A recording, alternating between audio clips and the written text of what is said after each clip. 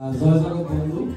আসলে নেপালরা আমাকে যখন বলছে আমাকে কিছু বলতে হবে, আমি বলছি তো আমি তো কিছুই জানি না, আমি কি বলবো। বলছে যে আপনি যে দর্শন করছেন ওনাকে সেটুকুই বলেন।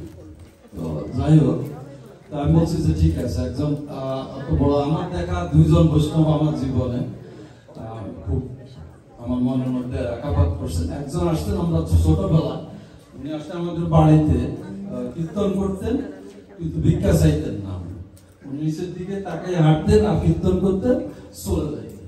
আর যদি আপনি ভাগ্যবান হন, হয়তো ওনাকে কিছু যদি আগে দিতে পারেন, সময় পান, তাহলে না হলে উনি ভিক্ষার জন্য অপেক্ষা করতেন, কীর্তন করে উনি চলে যাইতেন। তা আমরা যেদিন দিতে পারতাম সেদিন খুব খুশি পারতাম হইতাম, আর যেদিন দিতে পারতাম না খুশি হইতাম। তারপরে মহানম্বর মোহাম্মদ সারিজির নাম প্রথম আমি যখন আমি ইন্টারমিডিয়েটে পড়ি ওনার নাম শুনি, কিন্তু আমি কোনো ভক্তের সাথে কোনোদিন দেখা হয় না। তারপরে এবং দুইজনের নামই আমাদের শ্রী জগৎ বন্ধুর নামও আমি ওই একই সাথে শুনি। ঢাকায় হাটমোলা রোডে যখন হাঁটতেছিলাম তখন আমি জানি না কার মন্দির কি, আমি ঢুকে গেলাম সন্ধ্যা হয়ে আসে। তারপর নমস্কার করলাম, ভিতরে ঢুকলাম, বললো যে আপনি বসেন, আমাদের কীর্তন হবে, প্রসাদ দিয়ে তারপর যাবে। ওই প্রথম জগৎ বন্ধু দর্শন করলাম। তারপর এরপরে আমি টাঙ্গাইল চাকরি করি, তখন যেটা নেপাল আমার বাবার জন্য দেখলাম। তো তখন আমি পুরান ঢাকায় আসলাম, আমার অফিস ছিল ঢাকাতে।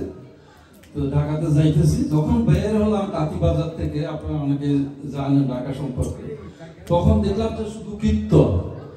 তখন আমি চিন্তা করলাম যে এটা কি করে সম্ভব হয়। তখন এরশাদ সাহেব প্রেসিডেন্ট ছিলেন, মওদুদ সাহেব ভাইস প্রেসিডেন্ট ছিলেন। আর মওদুদ সাহেব ছোট ভাই আমাদের সাথে চাকরি করতো, মনসুর আহমদ সাহেব। তো ওনাদের ফ্যামিলিগত সম্পর্কে আমি কিছু জানতাম। তারপর আপনার আমি যখন চিন্তা করলাম এটা সাধারণ ব্যক্তি কেউ নয়, যে এই কীর্তনের আয়োজন করছে সাধারণ ব্যক্তি কেউ নয়। আমার শরীর তখন মানে আবেগে আপ্লুত। এই কীর্তন দেখলাম ঢাকা শহরে, এটা তো সাধারণ মানুষের পক্ষে এই আয়োজন সম্ভব নয়। তখন আমি একটা পত্রিকা কিনলাম, ইত্তেফাক কিনলাম, সাথে সাথে যাইয়ে একটা পেপার দোকানে চলে গেলাম। দেখি প্রথম পেজেই সংবাদটা আমি পেয়েছি। আমি যেরকম আশা করছিলাম সেরকমই পেয়েছি, সংবাদটা পাইলাম। পাওয়ার পরে আমি পড়ে আমি তো সেদিন গেলাম আপনার ওই অফিসে গেলাম, হেড অফিসে যাইয়া আমি টাঙ্গাইল কল করে দিলাম যে আগামী 2 দিন আমি আর আসতেছি না, আমার ঢাকাতে কিছু কাজ আছে। তো বিকেলে চলে গেলাম রামকৃষ্ণ মিশনে, সেখানে ধর্মমন্ত্রী এবং অন্যান্য আরো অনেক বিশিষ্ট ব্যক্তি ছিলেন। তো আমার দেখা কেন মহানম্রত ব্রহ্মচারীজিকে আমার মনে হইল, যখন উনি বসেছিলেন আমি যতটুকু দেখছি আমার এখন মনে আছে যে ওনার যে আভা শরীর থেকে বাইরে দিতেছে, উনি কারোর দিকে তাকান না, একমাত্র নাম করতেছিলেন। ধর্মমন্ত্রী বক্তৃতা দিতেছে না কে বক্তৃতা দিতেছে, উনি কিন্তু সবসময় কিন্তু হরির নাম করে যাইতেছিলেন এবং নিচের দিকে ছিলেন। আমি শুধু দর্শন করতেছিলাম যে এত বড় বৈষ্ণব আমি দর্শন করতে পারলাম আজকে, এটা আমার জীবনের একটা শ্রেষ্ঠ দর্শন। আমি যেটা ভাষায় বর্ণনা করার মতো না, আজও আমি সেটা স্মরণ করি আমার হৃদয়ে। এটা আপনাদেরকে আমার সাথে মানে সম্পৃক্ত করলাম। তো তখন জসিমউদ্দিন তখন আপনার ওই চিঠিটা ছিল ইত্তেফাকে এরকম, মানে উনি আবার কবি জসিমউদ্দিনের ক্লাসমেট ছিলেন, ওই একসাথে ওনারা লেখাপড়া করছেন। কবি জসিমউদ্দিন আমি মাত্র কিছুক্ষণ আগে দেখলাম, জসিমউদ্দিন 1903 সালে জন্মগ্রহণ করছেন। উনি জন্মগ্রহণ করেছেন ওনার আবির্ভাব প্রভুর আবির্ভাব হয়েছেন আপনার 1904 সালে। তো তাহলে হইতেই পারে যে ওনারা একসাথে সমবয়সী ছিলেন প্রায়। তো তখন ওনাকে দাদা ভাই বলে সম্বোধন করতেন কবি জসিমউদ্দিন। ওইটাই লিখলেন উনি। মওদুদ সাহেবের মেয়ে ছিল হাসনা মওদুদ, ওই হাসনা মওদুদের কাছে চিঠি লিখলেন, তোমার বর বাংলাদেশের ভাইস প্রেসিডেন্ট, আমি খুবই আনন্দিত, তোমার বাবা আমরা একসাথে লেখাপড়া করেছি এবং উনি যে মানে আজকে এই পজিশনে আসতে পেরেছে আমি খুবই আনন্দিত। তো আমার একটা ইচ্ছা আছে, আমি ঢাকা শহরে এরকম মহাপ্রভুর 500 বছর পূর্তি উপলক্ষে আমি একটা কীর্তনের আয়োজন করতে চাই।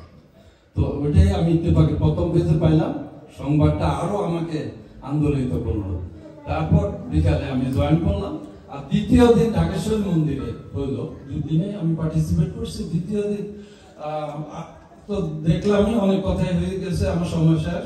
তো ডক্টর আমিনুল ইসলাম সাহেব তখন বাংলা বিভাগের হেড ছিলেন ঢাকা ইউনিভার্সিটি, তো উনি ছিলেন প্রধান অতিথি ঢাকেশ্বরী মন্দির। তো উনি বললেন মহাপ্রভু জন্মের আগে, উনি মুসলিম, উনি বললেন মহাপ্রভু জন্মের আগে যে বাংলা ভাষা লোকেরা পাখির মতো কিচিরমিচির, এই শব্দটা উনি উচ্চারণ করলেন, আমার এখনো কানে বাজতেছে।